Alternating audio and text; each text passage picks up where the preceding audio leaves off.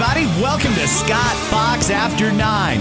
It's the Friday Listener DMs episode today, and I'm going to be going through your DMs with the great Ana Almeida. Ana, how are you? I'm good. How are you? Very good. Glad you could come in. How was last week? I know you couldn't make it. Yeah, I was at a jewelry store in Brantford at the local mall, and it was wonderful. Met a lot of listeners, and yeah, it was just overall great. Got some holiday shopping under my belt. Good. Hey, there's a lot of things that I wish I could play in this episode. It's not a typical one. Fridays, I always turn the pod over to you because I don't want this to be an echo chamber. I like to hear from you. And you guys step up every single week. So thank you for doing that. We do have some great DMs to come up. But before I get to those, just a quick thing. Yesterday, Ana, you likely heard Prime Minister Carney announced his 5 latest projects on the nation building list. Yeah. And he didn't use the term nation building once. He's approved some projects, it's very weird how they're doing this. I'm not even sure why yesterday needed an announcement because all 5 of those had already been announced. Some of them were set to get ready in the next few months. So I don't know what he's thinking there. And when he approves them, all he does is send an email to the National Projects Coordinating Office there that he's created, and then they go through the process and decide if it can go. So when you hear approved, it's not necessarily approved, just so you know. And yeah, those projects were already approved and nothing about a pipeline so far. Now they're teasing us with, but there's going to be a memorandum of understanding coming soon with Alberta. Okay, well, let's wait and see what that memorandum of understanding with Alberta looks like. But for now, this was very, very underwhelming for a guy who's supposed to be working at a speed like we've never seen before. Yeah, speed hasn't been his forte since taking office. He's slower than he talks. It's crazy. And that could have just been an email. It could have been an email. Right? Hey, here's the 5 projects that I'm advancing to the office. And even though they're already approved, they're going to look after making sure they get done. Now, having said that, what he did approve, but again, was already approved, he is those things are going to be good. We need those. But it's a piss in the ocean, Ana. We need a lot more than that. And if he thinks that those 5 are going to save our country, he is nuts. And to wait all this time to release this, it's just, just took the wind out of my sails. Do we have any DMs on speed enforcement cameras, or should I take the victory lap now? Take the victory lap now and after, if you like. I think it deserves it. You mayors that were hanging on till the bitter end, you mayors are the reason these speed enforcement cameras are gone. Friends, here in Ontario, it is now law, thanks to Premier Doug Ford, that we cannot use speed enforcement cameras. This is something that was approved in 2019, but the mayors went completely roughshod. They got greedy, and they did a whole bunch of things that people hated. And when people tried to intervene or object and say, hey, listen, this isn't fair. You're giving me a ticket for doing 5 kilometers an hour over the limit. I was doing 10 kilometers an hour over the limit in another city, and I didn't get a ticket for that. It was very ambiguous what the thresholds were. They wouldn't announce them. They were giving out tickets in areas where apparently we don't need these cameras. They said it was for safety in school zones and community safety zones. But we've probably all gone through an area that has a speed enforcement camera that's nowhere near a school. They're a cash grab. And I made that point very early on. The premier agreed with me that they're a cash grab, and the mayors had a choice. They could either clean up their act and get on the same page and make these things truly about safety, if that's even possible, or they could just suck as much money out of the taxpayers' pockets as they could. They didn't even want to compromise until Premier Ford said, you know what? I'm going to take these things away from you. Then they were willing to. We'll only give out tickets in school zones and only during school hours. And we'll make sure it's a consistent threshold across the province. They promised all these compromises, but never actually implemented any of them. To this day, none of the compromises that they said they were willing to do are done. So that's why the cameras are done. And if you live in an area that has a mayor that has been fighting tooth and nail to keep ripping you off, please, I am begging you, send them packing. Next fall, we fire them all. Every last one of those mayors that tried to rip you off, you got to get rid of them. You vote for anybody other than your incumbent mayor. Good. That was great. Good. Well said. And you know what? The mayors who were all crying, oh, boo-hoo. Olivia Chow in Toronto is a great example. What about the money? Okay, listen, you guys were the ones who said it wasn't about the money. You tried to tell us they don't make that much money. Oh, you'd be shocked at how little money they make. Okay, all right. Well, now Olivia Chow is saying, well, if you take away these cameras, which we have, there you go, Olivia. 1,000 people are going to lose their jobs. I know. Like, where did this come from all of a sudden? Give me a break. Well, this money that it was generating was not supposed to go into general coffers. It was supposed to be for specific reasons. And I'm led to believe, and this is the mayor backtracking after everybody called her out, that these are just for crossing guards and extra police officers. Okay, well, if the speed enforcement cameras work, then why did you need extra crossing guards and extra police officers? None of it makes sense. They were ripping you off. And if you live in one of those cities, you got to get rid of that mayor next election. And I don't just mean you're going to vote for somebody else. You've got to talk to your friends and neighbors and make sure that mayor is shown the door, because they don't deserve your vote and they don't deserve the power or the paycheck that comes with it. Full stop. I love it. All Good. right, let's Screw talk. them. Yes, yeah. This fall, we fire them all. I need to get that on a T-shirt for you. I might actually. Okay, well, it's time for DMs. People are passionate and they can't wait to hear your take, myself included. First up, we have Nick. Hey, Scott, regular listener here. I know you don't cover Quebec often, but love to get your take on this. Doctors there argue they shouldn't be paid based on performance targets set by the government, saying it puts the system failures on them and affects their pay. Ontario could see an influx of doctors because of this, which is good for Ontario, but he's worrying for the people in Quebec, including his relatives. Thanks. What's your take? Well, I mean, this Quebec doctor situation is an interesting one. The Quebec government put up Bill 2, and it changes how doctors get paid. So right now, a portion of the doctor's pay is tied to performance targets. That's the number of appointments they do or the number of surgeries that they perform and stuff like that, rather than just billing for the services that they do. You see, we need doctors to do a little more than doctors are doing. And I understand that doctors are overworked. I understand they've got a whole ton of problems. And there is something to what that listener said there about, or what the doctors were arguing about, there are system failures that might prevent them from hitting their targets. There's a lot of people looking for medical care. But at the end of the day, everybody's pay is tied to performance. Mine is. Probably everyone listening is. If you don't perform at work, you don't get paid. For doctors to say, you can't link our pay to performance because it'll affect the quality of care. It prioritizes volume. Yeah, that's the point of it. We need to get more volume, more people through the doctor's office. They say it'll demoralize the profession. You mean telling you that we expect a full day's work for a full day's pay is demoralizing? I don't see it that way. Listen, there was a compromise here. I'm not saying the Quebec government got it right. I'm saying the doctors are overreacting to what should be a fairly innocuous thing. Yeah, you're going to get paid for the services you perform, but part of your pay is tied to performance. No more are you going to come in the morning, see 10 patients, check out for the day, and go play golf. If you want to earn that massive salary that doctors are capable of earning, you're going to see a number of patients throughout the week. And if you do that, you get the extra 10%. This is a very simple thing. I mean, doctors, you don't have to do it. But then you're leaving money on the table. You can't have all the money, but still have it on your terms. Now, as far as doctors leaving Quebec to come to Ontario, sure, but the grass isn't always greener. You know, you can come here, but our system's got its problems too. It may not have this specific Quebec issue, but I see where the Quebec government is coming from on this one. And frankly, I don't blame them for trying to do something to get more people in. If there's a doctor that says, I'm at capacity right now because I don't really like to work on Fridays. Okay, well, then you're not really at capacity. You just don't like to work Fridays. You're at capacity for a 4-day work week. If you want to earn the extra money, then you've got to work 5 days a week, 9 to 5. It's a reasonable expectation in just about every other profession. And there's no difference there for doctors. I think everybody should just take a step back, calm down. We need to get more people into the doctor. If you are a doctor, I think you should get paid more than you do. But I have no problem tying some of that pay to performance. I think that more provinces should do it, personally. All right. And this is from Adam. Hey, Scott. Hope you're well. Just wanted to ask if you've heard about this.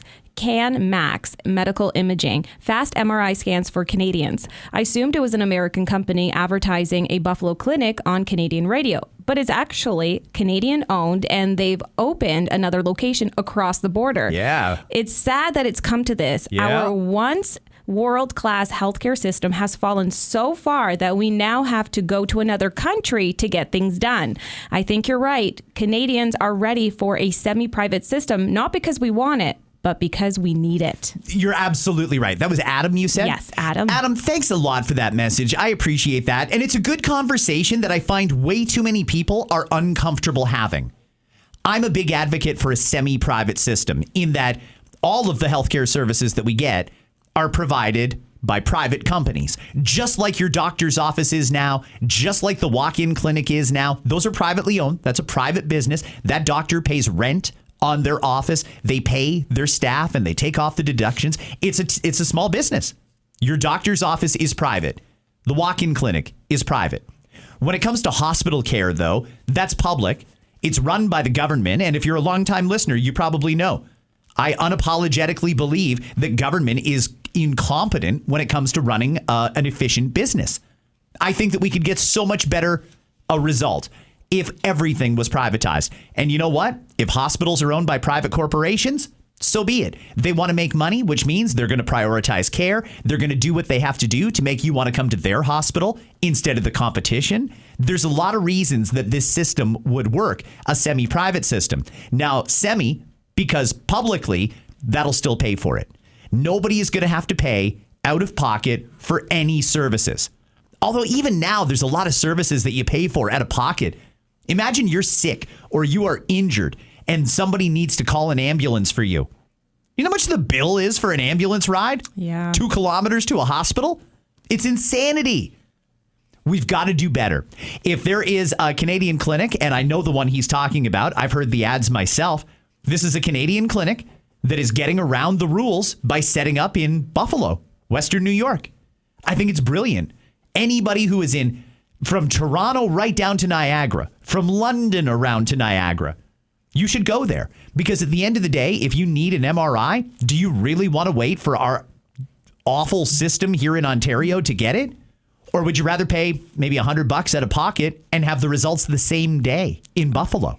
Incredible. And that's how efficient the American system is. You can get results and things so quickly. When it comes to care, and I'm fine, but say, for example, my parents needed care, found a lump, God forbid, or something like that. I want information right now. I'm not willing to wait for this system here to let us down. More options should be available like that. But of course, you're not allowed to pay out of pocket, even if you want to. You can't pay to skip the line in Ontario. Well, this is how we get around it. A Canadian company opened up a clinic in America. Those tax dollars stay in America, but they're probably treating majority Canadians that have just had enough. We need that semi-private system. We have to have it. The alternative is we continue with this rickety old system that we've got here in Ontario, but then we also have a private system simultaneously. And if you want to pay, sure, you can pay and you can get your care right away. But if you want to go through the public system, it's going to take you a long time. You're probably going to have to drive 3 hours in the middle of the night to get that MRI. It's a terrible system. And people shouldn't be able to jump the queue because they've got money. But when the system is this bad and people need care, that's what they're going to do. And if Canadians are going to the States for care, I don't blame them. I would do the exact same thing if it was myself or my family that needed it. I hope there's more clinics that open up like that until our government realizes there's got to be a better way. And until the government looks in the mirror and says, nothing we runs efficiently. Mm-hmm. Everything costs too much and delivers a poor result. From healthcare to you name it. Everything the government touches is bad for business. Let the private sector do what the private sector does. Run a business. You know what? If I had $40 million to open up a hospital and the government told me, yeah, just bill us. Get as many people through as you can and bill us for the service. You're damn right I would do that. Do you know how good that business would be? It's amazing how much better we could do. But people are so afraid of change, Anna. It drives me nuts. There are people who will look around and say, our system is terrible and it's a 12-hour wait in the emergency room. And they'll even throw in some of the complaints like there's too many immigrants here taking up spaces in our hospitals. But when someone like me proposes a common sense change that would make things better, they get all, no, we can't have privatization in healthcare. Why? There's no downfall to it. People think they're going to get worse care. How much worse could it get? No doubt. Come on, guys. You got to open up your eyes to other possibilities. A semi-private system where the government pays the bill, but it's a private company that is running that hospital or that clinic or that whatever. That's the wave of the future. That's the way this has got to go. I agree with you. I had a friend who was on a wait list for a colorectal scan or whatever it was. Anyways, 5 years. 5 years. Mm-hmm. There's stories just out today from the patient ombudsman talking about people who one person had cancer and they didn't know until a year later because the doctor didn't tell them.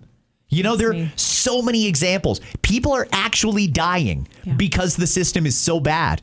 But there's a couple of old farts out there. I'm looking at you boomers who just refuse to accept any privatization, even though we already have it partially privatized. The doctor's office is a private business. Yeah, and you get nailed if you go to a walk-in clinic outside of their hours.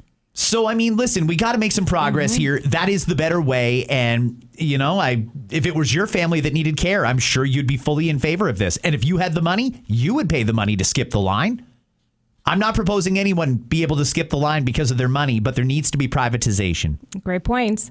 Lisa now, and whammy. The U.S. FDA just announced they're finally removing the black box warning from all the hormone replacement therapy, admitting it was wrong. They now say estrogen does not cause breast cancer, cardiovascular disease, Alzheimer's, or dementia. It's safe, effective, and actually reduces the risk of breast cancer and all those other things, including colorectal cancer, depression, and has protective benefits. Local estrogen also helps prevent UTIs, urinary sepsis, pain with intercourse, and even supports prolapse. We'll see how long it takes Health Canada to follow. Hopefully, this will lead to a proper training in med schools. Right now, very little is even taught through. Half of the population will outlive their ovarian function. So a panel of experts actually met with the FDA in July. It's on YouTube, and I'm glad that the meeting led to Monday's announcement. Two of my favorite doctors were there. Dr. Kelly Caspern, who is a a podcaster and an author, and Dr. Rachel Rubin, both female urologists. Okay, and what they've done, I guess, is approved estrogen treatment for women or estrogen supplements for women. Is that what it is? I think so, saying that it actually is okay because before, if it was too much estrogen in your body, it would lead to different diseases. So you'd have to control the estrogen. Why would that? Why? They would say some breast cancers were infused more so because of estrogen. Your body was producing too much. Okay, well, I'm not a woman. I've never talked to a female doctor about women's issues, but that seems completely backwards to me. So, and that's what they've corrected now? Yeah, they're saying estrogen does not cause breast cancer, cardiovascular disease, nor does it cause Alzheimer's or dementia. Okay, well, listen, how many times has it happened that something you've been told all your life is true?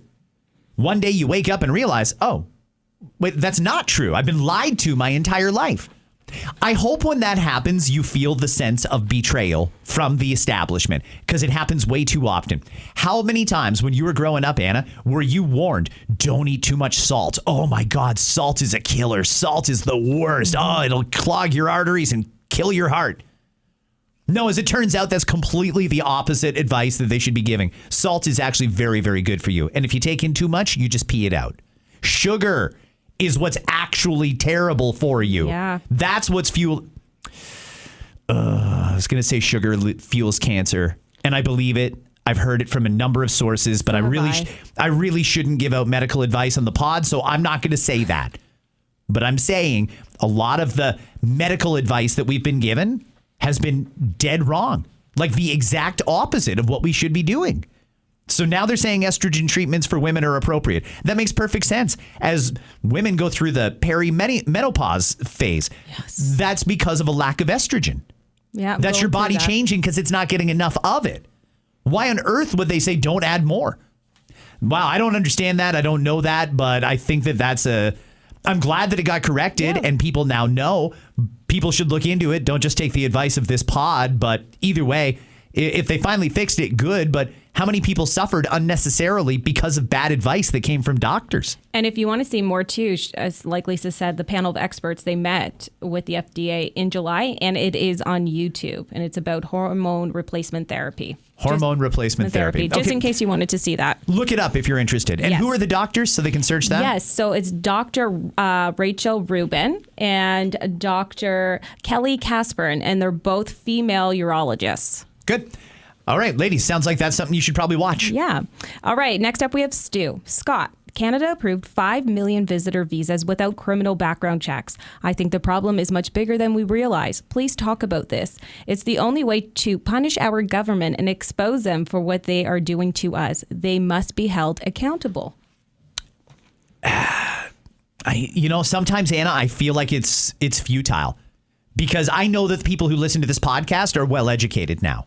They've heard enough. They realize the media is lying to them. They are right on to the government who's big on announcements, but then they're doing the exact opposite behind the scenes. They know what's going on, and they know that this government is extremely dishonest, and they've got the media covering for them. Everybody that listens to this pod should acknowledge that by now. But when it comes to stuff like this, I mean, yeah. They say we're going to control the immigration numbers, yet nothing out there happening suggests that they're controlling the immigration numbers. And they'll pull out some chart or something that says, look, the number of non-permanent temporary worker visas was way lower this year. But then we get the year-end numbers and find out it's the highest it's ever been. They're lying to us. They'll come out there and tell us whatever we want to hear. It's like an abusive relationship. You guys are great and we're happy to be your government and we're doing the best we can for you. And we know you don't like all this uncontrolled immigration, so we're going to turn off the taps. Well, they were the ones who turned on the taps in the first place, and they did it for a reason. Whether you think it was to import voters or to try and artificially inflate our GDP, or you think it was just to replace good old born and bred Canadians. Whatever you think they did it for, they're still doing it. They're just being much more covert about it. There's not less people here. Did your drive get any better? Is the bus any less full? Are there less people in the ER? The only thing they actually did was cut down on the amount of students that are coming here, and that's caused chaos in the education system. I have no problem with people coming here to visit, but they got to leave when they're supposed to leave. I have no problem with people coming here to get educated, but they got to leave once they get their degree. The problem is people want to stay, and they're using stuff like that as a backdoor way to do it. That's got to stop. And by the way, the government is still bringing these people. You might not see it. It's not on the news because they won't cover it because it makes the government look bad. But make no mistake, there's a lot of people still coming to this country. And if we're not even doing criminal background checks on it, it's obscene. And on this topic, I hear this a lot. It was a story that came up earlier this week. Canada has now lost its measles-free designation because measles circulated around for a bit this year. Where do you think the measles came from? It was gone here. We had herd immunity. There was enough people immunized. There's two things at play here. Number one, vaccine hesitancy, because people watched those public health officials gaslight the living hell out of them during COVID. And they saw enough, they heard enough, they believed public health when public health said that shot is safe and effective. And now they're hearing about myocarditis, and they're hearing about people with bone density loss and all the other issues that are happening. And they've had enough. They don't trust the vaccines anymore because they don't trust the experts anymore because the experts went wild during COVID and shamed anybody who just wanted a little more time, a little more research, just wanted a little more convincing. And they wouldn't do it. They shamed them and tried to segregate them from society. That's the first problem. The second problem is when you bring half the third world to Canada and they don't have their immunizations, you have to expect things like measles to spread. If they weren't immunized, they're bringing it here, and it's going to spread amongst the unvaccinated. It's a very simple concept. During COVID, we did that. Canadians couldn't take a plane or a train and all these other things if they didn't have their COVID shot. But if you wanted to immigrate here, no questions asked. You didn't need a COVID shot. It's bull. It's complete and total nonsense. Listen, the immigration system is a big issue. There's a lot of issues around immigration that we need to talk about, but we need to talk about it in a civil way. And a respectful way, because there are some people who are still chasing the dream. They are educated.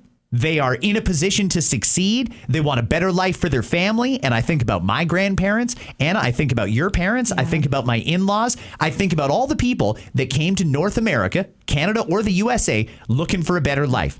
But they did it legally and they supported themselves. They had a plan. And if they were told to leave, you're damn right, they would have been leaving.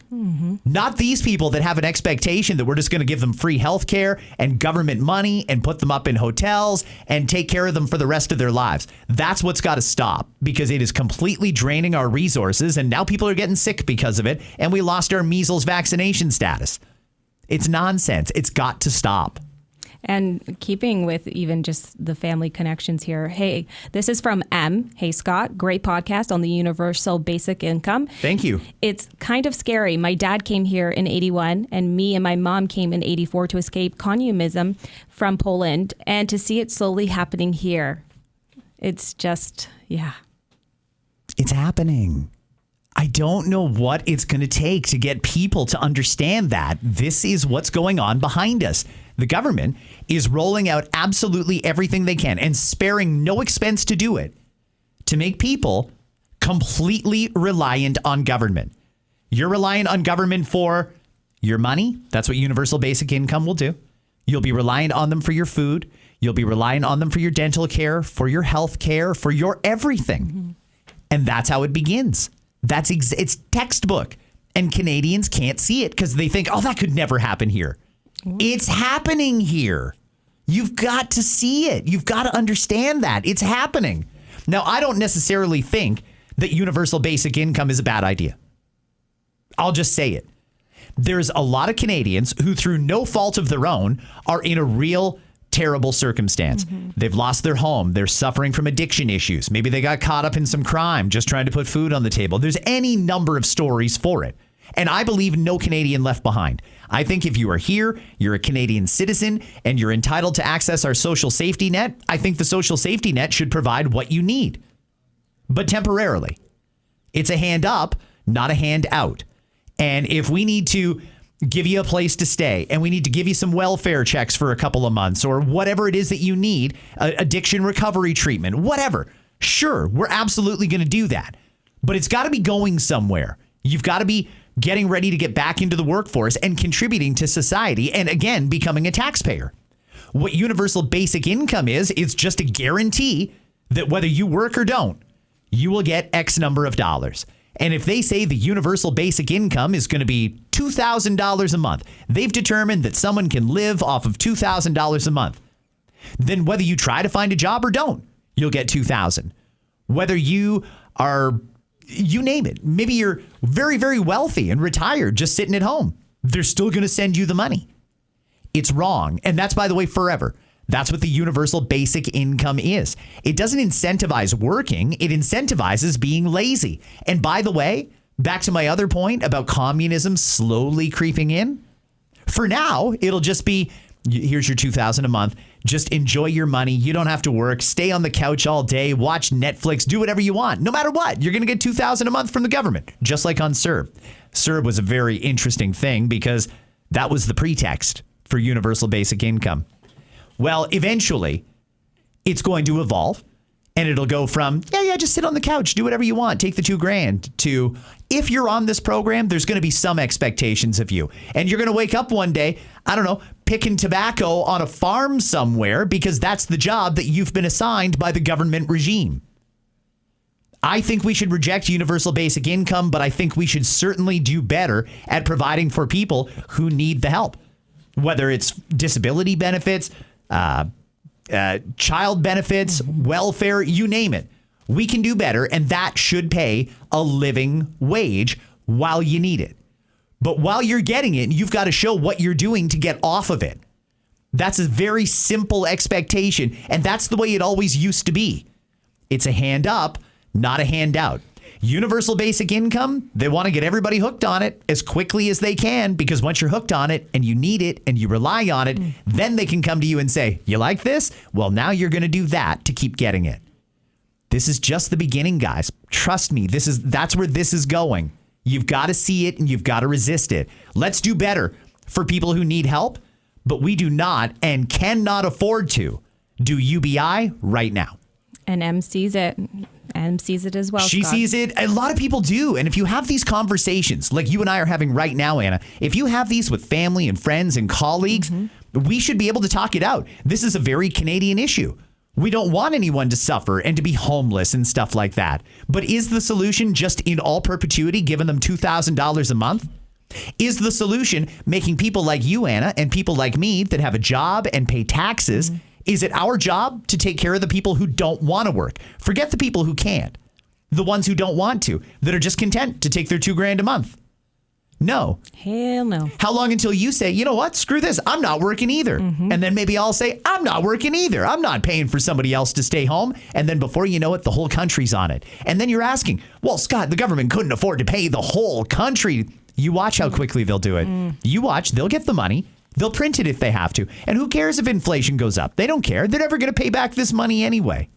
Listen, we can do better on social programs. We say no to UBI for now until we get a solid proposal that we can debate. Okay. Next up, we have a message from Jackie, and we have a few different Jackies that are big fans. Not the same person, but the different Jackies. Was there a big boom on babies in a certain era when Jackie was a popular name? Maybe Jacqueline, Jackie. Yeah, could be. But you have a few of them here today who want to hear from you. And first up, Jackie. IE. So as I listened to the podcast for this week, I have two questions. Does each member of parliament vote on the budget, meaning that some Liberals could vote against Carney's budget? Number two, I've heard a guy say that Canadians are underwhelmed or unhappy with the Liberal budget. Is there anything we can do about it? And if so, what can we do? I'll be honest. I've never been a Conservative supporter. In fact, I volunteered for the Green Party this past election, but I work for a small business that primarily sells to the U.S. market. And right now, I feel we need a budget that can help the middle class and small businesses, but I don't know how I can even have an impact. Good for you for volunteering for a political party. I have voted Green in the past when I just can't reconcile in my head the platform that the Conservatives have in front, and we've just got a useless Liberal leader. I vote Green. That's just what I do. Interesting questions. Number one, yes, every member of parliament is entitled to a vote. You know, one very simple thing we could do, because right now the leaders of the parties and their folks have a lot of control over their caucus, and you are either going to toe the line or you're out, and they'll end your political career. You will not be able to run for them again. You're done. And then your golden goose is gone.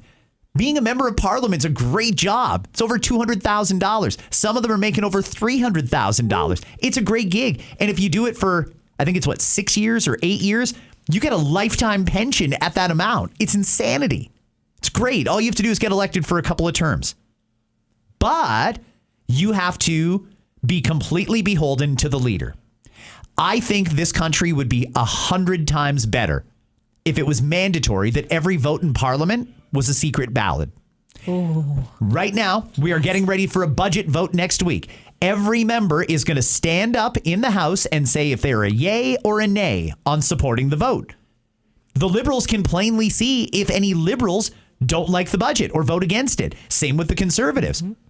They know that, and the leaders will punish the people who don't toe the party line. Trudeau was legendary for it. The amount of people that said he was a tyrant for you better fall in line or I will ruin you. That was his MO. You saw what he did to Jody Wilson-Raybould and many, many other politicians.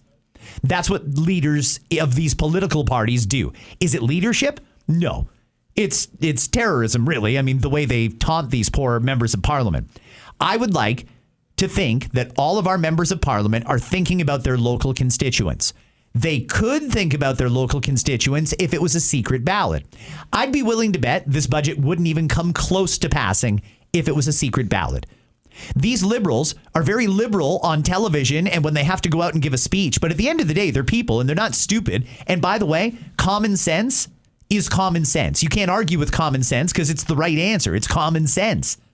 Liberals know that. There's a lot of Liberals that probably think this budget is not a good idea. But I'm going to shut my mouth because as soon as I say this isn't a good idea, as soon as I try and exercise my principles, I lose my job and my political career is over. And they're not willing to do that. Is it dishonest? Yeah.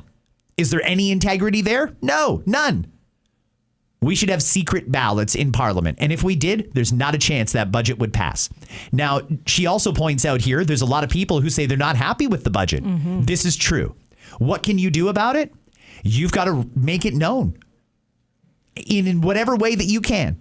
It could be as simple as, don't be afraid to have that conversation on social media. Have that conversation with friends and family. You know, at the end of the day, as much as the Liberals hate the middle class, they still need us to vote for them. And they're banking on the fact that some of us will, so that they can stay in power.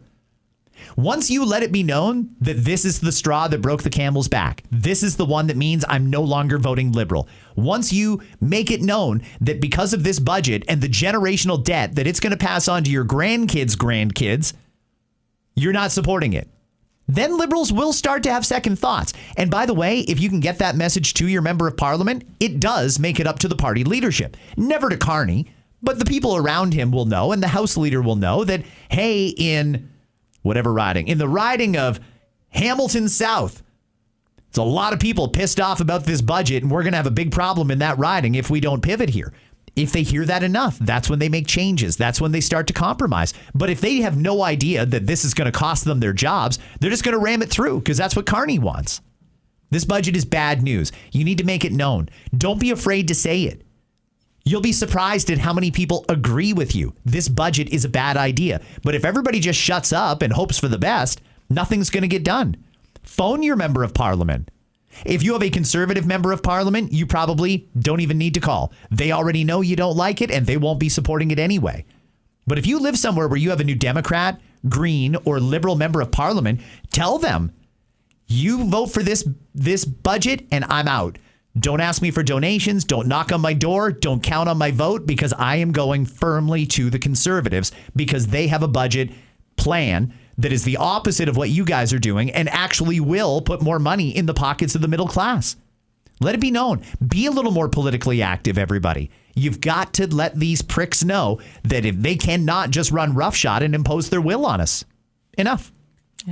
Yes. Okay. Well, Cheryl, now I am so exhausted from this government and hate all the lies from media. Really worried about our country.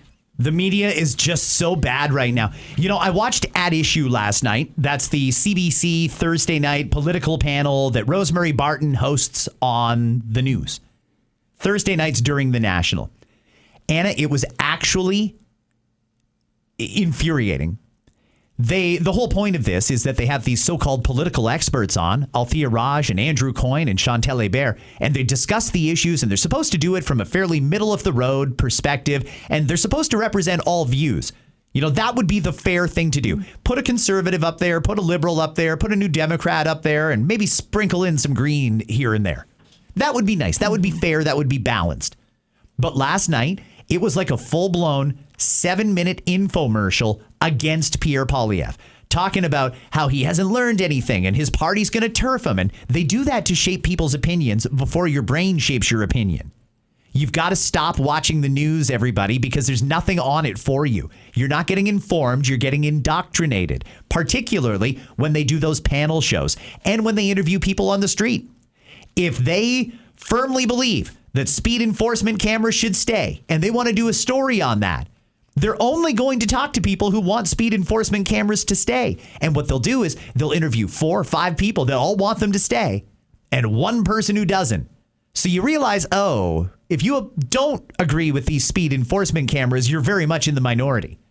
In reality, that's not true. The vast majority hate these cameras. But that's how the government that's how the media manipulates you. You've got to resist it. You've got to say no and figure out a good, reliable source to get your info from. You can use this pod if you want. I'm always going to be honest with you, and I'm always going to declare my bias. The media doesn't do that.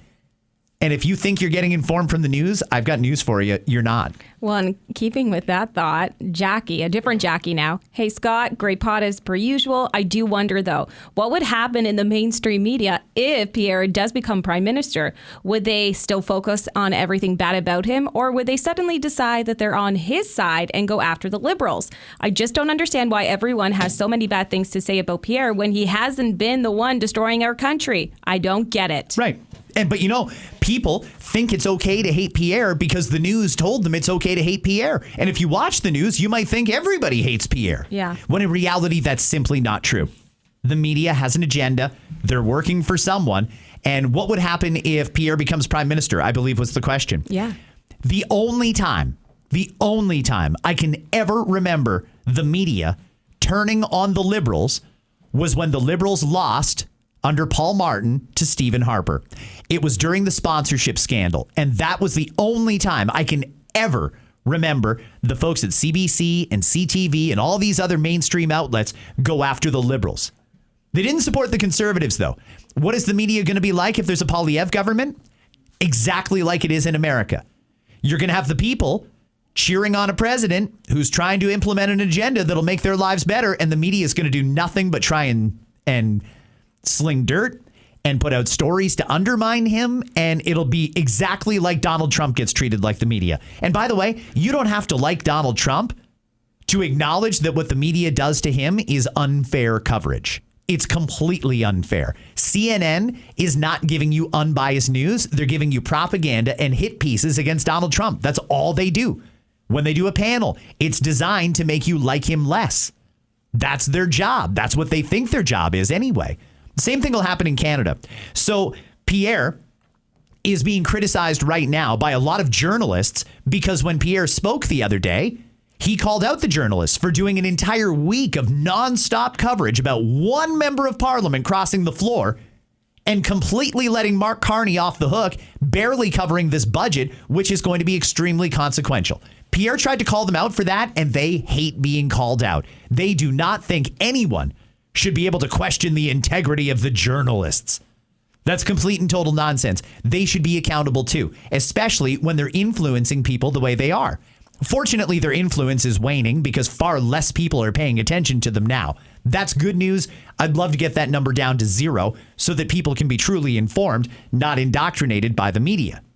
But what the media will do, they'll go after Pierre because he criticizes them. Take the opposite approach, but with a conservative, Doug Ford. Doug Ford in Ontario does everything he can to try and placate the media. He'll talk to them. He doesn't do interviews, but he'll talk to them. He'll do the news conferences. He listens to their snide comments and the terribly biased reporting that they do and the horrible articles they write and the trashy stuff they post about him on social media. He just lets it happen. So having a good relationship with the media isn't going to pay off for you anyway. Doug Ford is a prime example. There's a guy who's doing everything you would think the media wants a conservative politician to do, and they still crap all over the guy. I don't blame Pierre for calling out the media the other day. They had it coming, and frankly, I've been calling them out, and a lot of other conservative media voices. Brian Lilley at the Toronto Sun, he's another one who's trying to point this out to people. For 10 days, the media's been going nuts about this floor crosser and not talking about the budget. Canadians deserve to hear their media doing the rigorous examination of the budget that they're doing about some idiot from Nova Scotia who crossed the floor. Which is more important to the future of Canada? That one guy or the budget? They're not covering the budget because they want to make the Conservatives look bad and they want Pierre Poilievre gone. I have a question. Go for it. Okay, this is my DM question, and hopefully it doesn't come off as silly, but when Harper was in power, what was the media like with him? I was young, so I don't recall, and I wasn't as interested in politics because I was so young. They manufactured scandals constantly. We had a conservative cabinet minister that was so shamed for spending $20 on a glass of orange juice on a work junket. I believe she was over in the UK. And she expensed a glass of orange juice for $20. Now, $20 is a lot for orange juice, no doubt.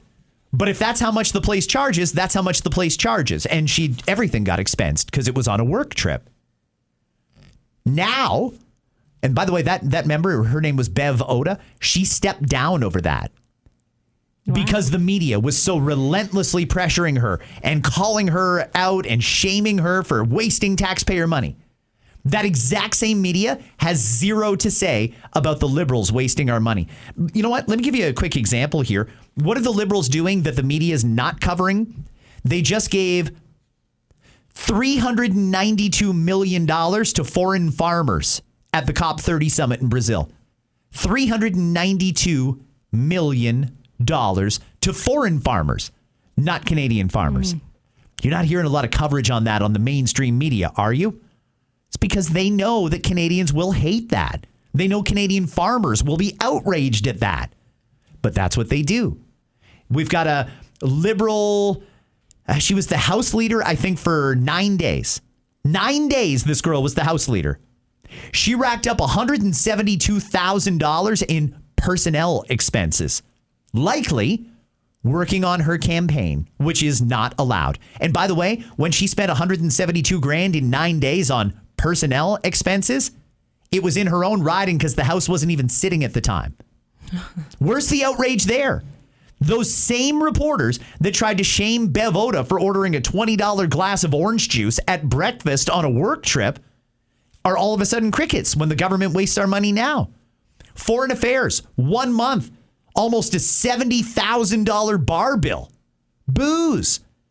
There's a lot of businesses in the private sector where you're not even allowed to expense alcohol anymore, let alone almost $70,000 of it. But that's what they do. And the media never called it out. It's hypocrisy. And again, it's all intended to shape how you feel. People, I really hope they start to see it, Anna. Okay. Well, next up we have Greg. Something occurred to me today, Scott. I'm not sure if there's a way for you to answer this bite-sized form for the pod, but I'm curious. There is supposed to be a journalistic integrity in the MSM. Mainstream media? So just in case somebody didn't know, how is this bias reporting here in Canada and the U.S. by the MSN not a violation of some kind of ethics law in media or journalism? And if it feels like it should be, at minimum, the responsibility of the government-funded MSN mainstream media to be complement with ethical policies regarding media coverage. The non-funded can use engagement, etc., to justify a skew, I suppose. But the government money is supposed to ensure they fairly cover what matters all to Canadians. So the mainstream, they should be held accountable. That's what he thinks. What do you think? I mean, he's asking if they have journalistic standards. And yeah, there are journalistic standards. They don't follow them, and there's no consequence for not. The government, the Liberals, I won't even say the government. Let me put it this way. If the Liberals were getting the same treatment from the mainstream media that the Conservatives get, you watch how quickly the Liberals would be demanding accountability and demanding fairness in coverage and demanding this and that. But they get the good coverage, so they're not in any hurry to change anything, and the media is not going to change anything. And is that why he feels with the government money spent on CBC, it should be more fairly covered? CBC is supposed to be for all Canadians. Yes. Right now, it's for all Liberal Canadians. That's all it's for. It's a slush fund for them to give money out to people.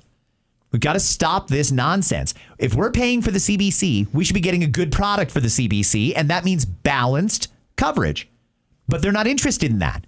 That's why the Conservatives want to defund the CBC, because it doesn't work for everybody. They're very biased people. They're entitled to their entitlements, and they will take every entitlement they get. We should have much, much, much more transparency from the CBC. How much money do those anchors make?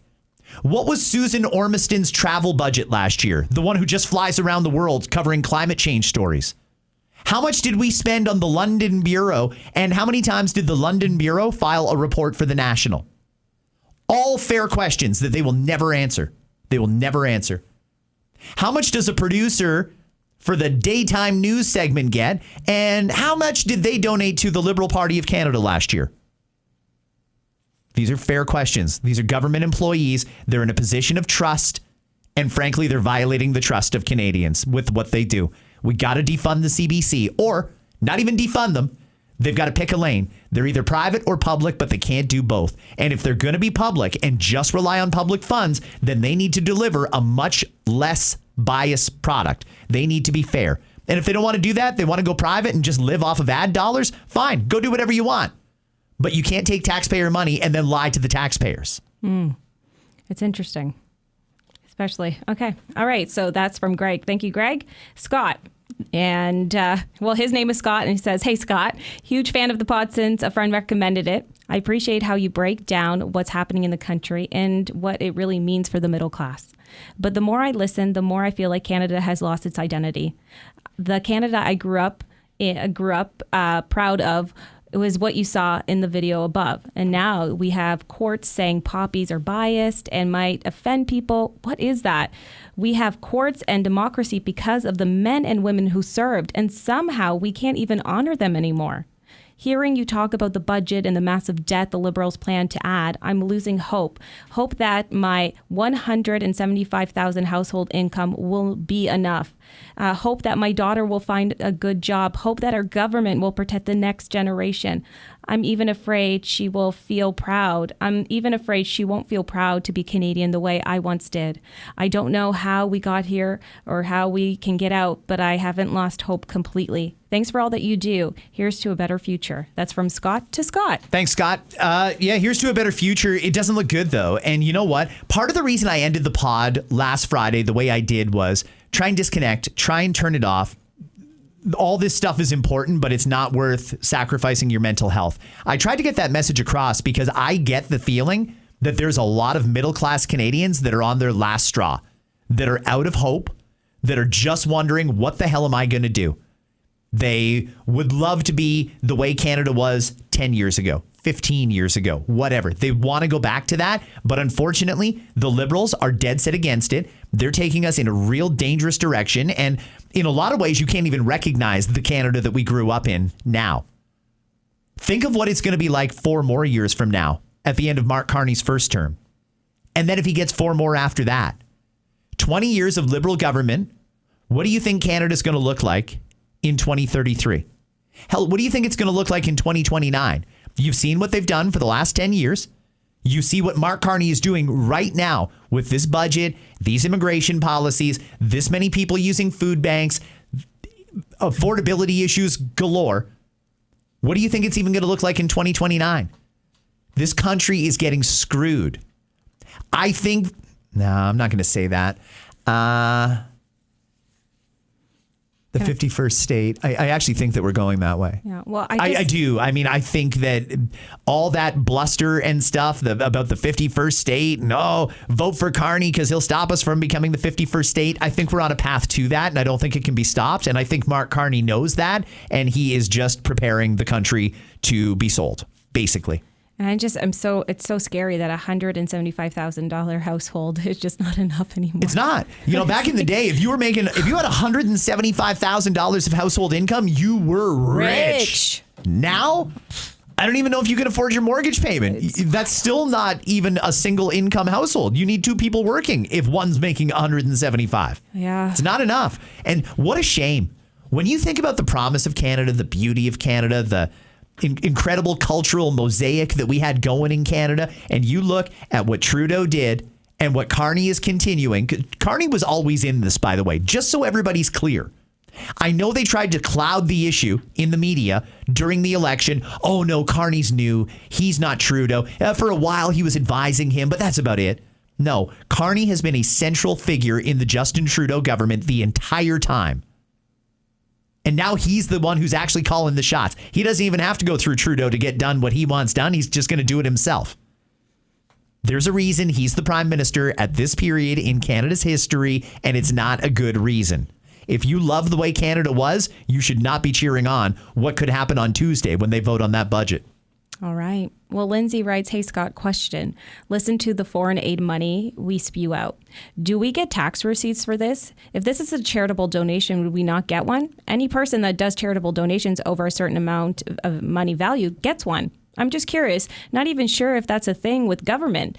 Love the pod. Thanks so much for all your work. You truly opened my eyes to our government over the almost year you've been doing this, and I've been listening since day one. And that's from Lindsay. Thank you, Lindsay. I appreciate that. And no, there's no tax receipt. There's no advantage. I mean, we're just giving money. When you look at how much Canadians are struggling, and the government has zero sympathy for us, they're just taking 50% plus of our income every year, spending it on themselves, spending it on their donors, spending it on people that they like, and giving it to other countries. Can you imagine anything that crazy? Anna, if money was tight in your household, what do you suppose would happen if you walked upstairs and grabbed a fistful of $20 bills and gave it to the neighbor? Your parents would lose their mind. Yeah. And that's exactly what Canadians are doing, but the government doesn't care. They don't care. They have projects that they want to work on that when they're long gone from office will still benefit them. And they're going to pump as much money into those causes as they can. That's what's going on. It's money laundering. All right. Well, Jackie asks, another Jackie. Hey, Scott. That's the third one. Yeah, that's the third one. Popular. Okay. So this Jackie says, hey, Scott, what are your thoughts on this? The city of Guelph might be implementing a 4% tax on vacant homes. Most of me thinks that is if you own a home, you should be able to do whatever you want within it. But in a housing crisis and when it becomes a hazard to the neighborhood or brings down property values of other homes, I can see the argument as well. Okay. So does she want my opinion on it? Yes. She just wants to know, what are your thoughts on this if they implement this 4% tax on vacant homes? Okay. They're already doing this in Toronto, and I said it then, and I'll say it now. I'm really surprised that Cam Guthrie is going to do that in Guelph, but maybe Cam's time has come.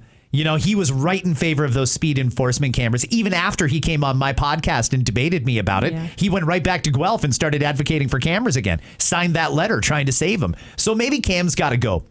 Here's the reality when it comes to the vacant home tax. The government is solely responsible for the fact that we have too many people here now and that we have a housing crisis. There's zero other way to look at it. It's 100% government's fault. They brought too many people here without having the infrastructure in place and without even checking these people to see if they were able to sustain themselves. This is all because of government. Now the municipal governments are going to try and get these people into homes by jamming people who have done the hard work, paid their mortgage down. They paid for that house and they still pay property taxes every year. But that's not enough for these mayors. Now, if you're not in your house, you either have to rent it out or pay them even more in property taxes. That's how it works. Maybe your parents are snowbirds.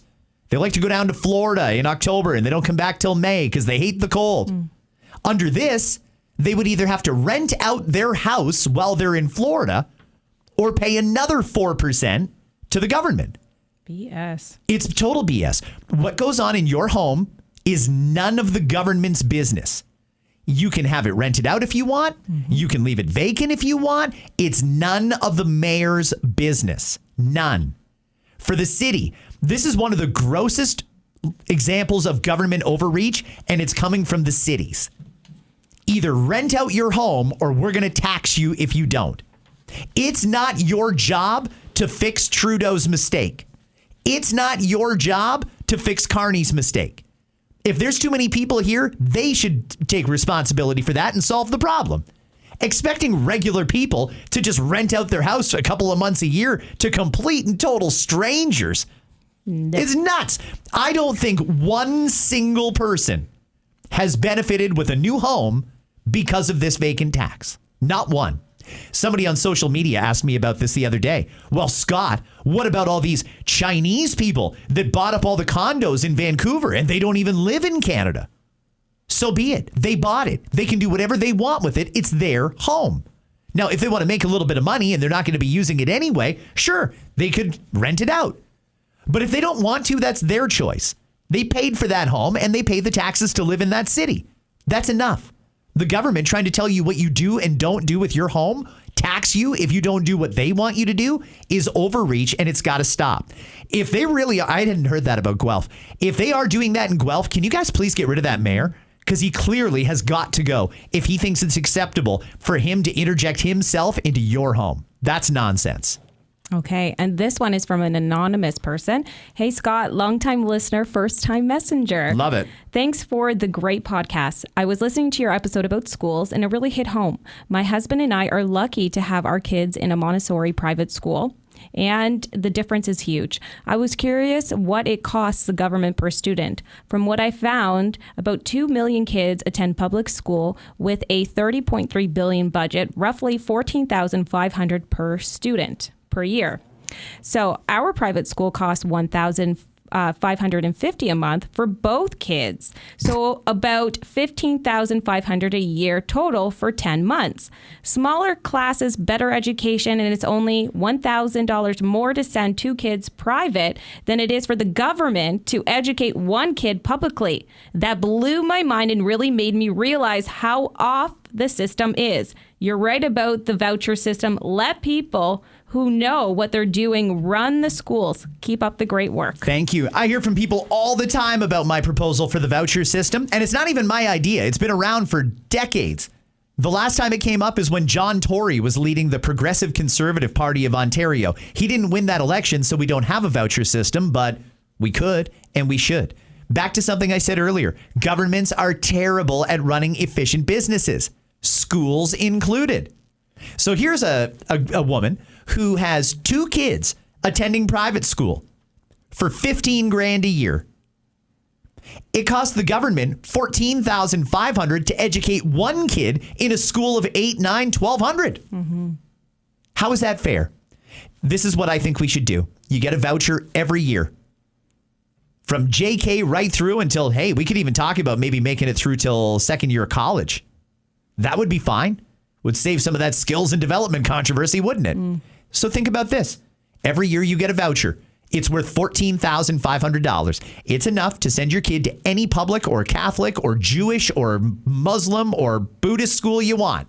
Any one of them. It's worth $14,500. If you want to send your kid to a private school, which, by the way, I'll admit I do. My youngest goes to private school because I've seen what goes on in the public system. And yes, my partner is an administrator in the public system. And I send my kid to private school. I can't afford that. It's a lot of money, but I do it because I want him to get the best head start. And I think any parent that could would do the exact same thing. It's better for him. It's better education, more accountability. If you had a voucher that was worth $14,500 and you want to put your kid at, let's say, for example, St. Mike's College, the Hill Academy, St. Andrew's College, any of these private high schools, Appleby College. Well, if it costs $20,000 to go there and you've got a voucher for $14,500, you've only got to pay $5,000 to send your kid to get that incredible world-class education. No more should we be relying that the government has created some great system that's running at peak efficiency and kids are getting the best education. That parents are being super served by administrators and trustees and superintendents that care. That's not what's happening. The system isn't working for anybody right now, except for the people who can afford to send their kids to private school. I'm shocked that Montessori is that cheap. Knowing that, I don't know why more people don't do it. The money we're spending versus the result we're getting doesn't work.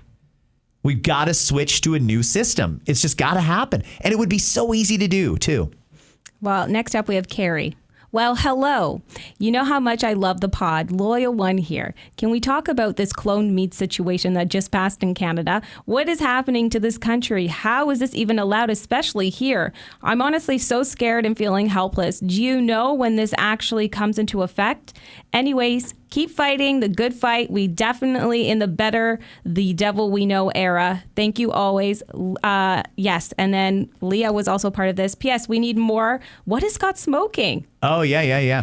I know. I keep forgetting to do that. I'll do a What is Scott Smoking on Monday. Promise you I will do that on Monday. I'll throw one of my empty containers in the car so I remember to do it. Okay. And she writes here, or Leah, terpene. How do you say this? TERPNAMI.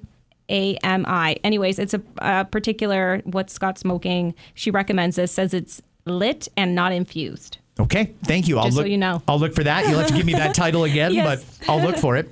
The cloned meat. I don't know if people have even heard this yet, because this is another one where the media knows it's going to make carny look bad, and they're not going to cover it. There's been a couple of them lately, like the BC ostriches. They barely covered that story because they know it makes the government look bad. Horrible. Just today, they finished the call on 300 healthy ostriches. They just death by firing squad, ordered by the government, supported by the courts. Carney could have stopped that. The Canadian Food Inspection Agency could have stopped it. There was other offers on the table to ship them out of Canada, so they're not our problem. We didn't do any of it because we wanted to kill them. That's wrong. The media barely covered it. the media barely covering this lab-grown meat. So now Health Canada has approved lab-grown meat.